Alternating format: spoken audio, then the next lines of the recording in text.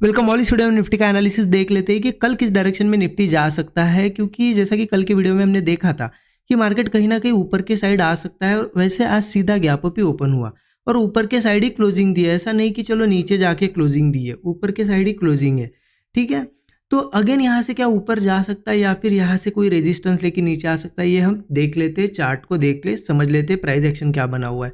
ठीक है, और लेवल्स भी देख लेंगे कि कौन सी इंपॉर्टेंट लेवल्स है। लेकिन उससे पहले देख लेते कि ये जो दिन था, क्योंकि एक्सपायरी का दिन था, आज वीकली एक्सपायरी थी, कहाँ पे ट्रेड बना, हमने एग्जैक्टली क्या किया। क्योंकि एक्सपायरी का दिन था और आप अगर दिन देखोगे ये पूरा एकदम छोटी सी रेंज में रहा है, मार्केट पूरे दिन भर ऐसे साइडवेज रहा है।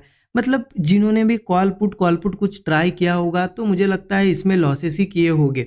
ठीक है, और देखिए जब साइडवेज मार्केट होता है ना तो हमारे सेटअप्स नहीं बनते। ये सेटअप्स पे ट्रेड करने की क्या होती है, खासियत होती है कि सेटअप्स तभी बनते हैं जब मार्केट को मूव करना है। ऐसे साइडवेज के दिन सेटअप ही नहीं बनते, इसीलिए मुझे 2 बजे तक कोई ट्रेड नहीं मिला।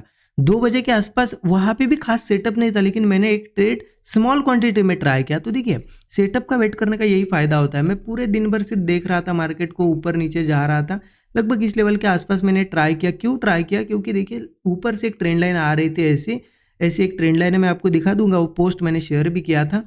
और मार्केट यहाँ से मुझे लग रहा था कि एक ट्रेंड लाइन, इस ट्रेंड लाइन को टेस्ट कर लेगा, और मार्केट ने टेस्ट भी किया। लेकिन हुआ क्या एग्जैक्टली, मैंने ट्रेड लिया, ट्रेड लेने के बाद थोड़ा यहाँ पे साइडवेज ही हुआ था मार्केट। एक बार नीचे आने की कोशिश भी हुई लेकिन इसमें प्रीमियम ड्रॉप नहीं हुआ, इसलिए मैंने उसी ट्रेड को होल्ड किया।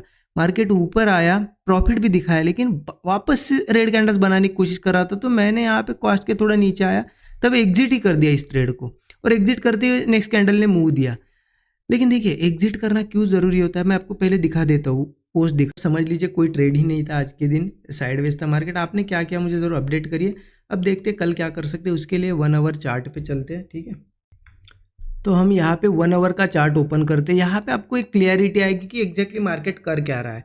ठीक है, जैसे जैसे कि देखा जाए ना, मार्केट में इस तरीके से यहाँ पे एक ट्रेंड लाइन बन रही है। अगर मैं उसको मार्क करूँ तो आपको क्लियर दिखेगा। देखिए अब उसी ट्रेंड लाइन के आसपास है हम। ठीक है, अब मार्केट बार बार क्या कर रहा है, जैसा कि कल भी हमने देखा, ऊपर सपोर्ट शिफ्ट हो रहे हैं धीरे धीरे, हर एक सपोर्ट ऊपर के साइड शिफ्ट हो रहा है। आज भी यहाँ पे ऊपर ही शिफ्ट हुआ। अब पॉसिबिलिटी क्या लग रही है, मार्केट यहाँ से हो सकता है चलो कल थोड़ा बहुत रिएक्शन दिखा दे इस ट्रेंड लाइन का, लेकिन एक बार ये ब्रेकआउट करने की कोशिश करेगा जरूर। हो सकता है इस रेजिस्टेंस तक भी आए, क्योंकि ऊपर भी एक ट्रेंड लाइन है। अगर मैं इसको भी मार्क करूँ तो आपको हो सकता है और क्लियरिटी आए। देखिए इस तरीके से यहाँ से जो कल भी हमने मार्क की थी। ठीक है, तो मुझे क्या लग रहा है कि मार्केट में जिस तरीके से यहाँ पे रेजिस्टेंस लिया था, यहाँ रेजिस्टेंस लिया, अब एक बार मार्केट यहाँ तक रेजिस्टेंस लेने के लिए या इसका ब्रेकआउट दिखाने के लिए ज़रूर ऊपर आ सकता है। ये मेरा व्यू बन रहा है। ठीक है, अब ज़रूरी नहीं है कि कल सीधा ही जाए, मार्केट थोड़ा हो सकता है ट्रैप भी करे। मतलब कैसे कर सकता है, गैप अप वगैरह दिखा दे। ठीक है, गैप अप के बाद लोग क्या सोचेंगे कि चलो ब्रेकआउट आया, बाइंग करेंगे, उनको निकालने के लिए थोड़ा नीचे भी आ सकता है और फिर जाके ऊपर जा सकता है। तो हमें थोड़ा सोच समझ के ट्रेड प्लान करना है। तो एग्जैक्टली कैसे प्लान करेंगे, देखिए 15 मिनट चार्ट पे चलिए। अब देखिए जिस तरीके से मार्केट बार बार इस ट्रेंड लाइन के पास होल्ड कर रहा है, तो इसको निकलना है।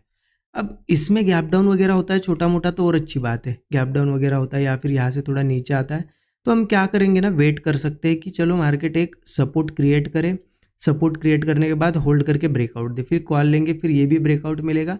ऊपर जाने की मार्केट मुझे लगता है 24,980 या फिर आप कंसिडर कर सकते हो 25, इन लेवल्स के पास आने की एक बार कोशिश करेगा।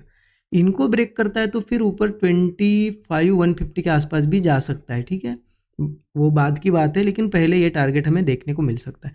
लेकिन एक चीज़ देखिए कि मार्केट अगर गैप अप वगैरह हुआ ना यहाँ पे छोटा सा, तो थोड़ा क्या हो सकता है, देखिए गैप अप के बाद क्या होगा, लोगों को दिख रहा है ब्रेकआउट, लोग बाइंग करेंगे, तो मार्केट एक बार थोड़ा नीचे आ सकता है। हो सकता है थोड़ा सा ज़्यादा भी नीचे आए। इसीलिए यहाँ पे क्या करना है, हमें सीधा सीधा कुछ प्लान नहीं कर रहा है, थोड़ा रुकेंगे, हम नीचे आता है। अगर होल्ड ही कर रहा है तो आप प्रीमियम का बिहेवियर वगैरह देखिए। अगर चलो पुट्स में प्रीमियम बढ़ रहे हैं पुट के, तो ठीक है, ऐसा कोई ब्रेकडाउन बनता है तो आप एक पुट भी ट्राई कर सकते हो। थोड़ा नीचे आएगा तब तक एक प्रॉफिट हम बुक कर लेंगे, और जब वापस से ये रिवर्स होगा, फिर मतलब एक रिट्रेसमेंट या फिर बायर्स को ट्रैप करने के लिए नीचे आएगा, तो उसमें भी प्रॉफिट बना लेंगे। और जैसे ही मार्केट रिवर्स होने लगेगा, ठीक है, एक सपोर्ट बनेगा, उसके बाद फिर से बाय कर लेंगे, क्योंकि एक बार ये ऊपर जाने की कोशिश कर सकता है। अब हो सकता है आज भी गैप अप हुआ, ठीक है, इससे पहले भी गैप अप हुआ था। अगर कल गैप अप वगैरह भी होता है, थोड़ा देखिए रिट्रेसमेंट वगैरह आने के बाद होल्ड करता है तो हम बाइंग कर सकते हैं, क्योंकि मुझे लगता है कि ऊपर की ट्रेंड लाइन टेस्ट करने जाएगा। कल जाता है तो बहुत अच्छी बात है, या हो सकता है कल थोड़ा यहीं पे रिट्रेसमेंट करके यहीं पे क्लोज दे। इसीलिए थोड़ा देखना है, सेटअप का वेट करना है। ऐसा नहीं कि चलो ओपन हुआ, बाइंग ऊपर जाएगा इसलिए कहीं पे भी बाय कर रहे हो आप, ऐसी रेड कैंडल्स बन रही है यहाँ पे और बाय पे बाय कर रहे हो, ऐसा नहीं करना है। मार्केट क्या करता है ना, ऊपर जाने से पहले कभी भी सीधा नहीं जाएगा। यहाँ पे कहीं ओपन होता है तो एक सपोर्ट बनाएगा, पहले उसके ऊपर ही होल्ड करेगा, फिर आप समझ लेना ब्रेकआउट आएगा तो फिर ये निकलने वाला है। ऐसे में हम बाइंग कर सकते हैं ऊपर ये टारगेट से, फिर 25 150 वगैरह भी जा सकता है।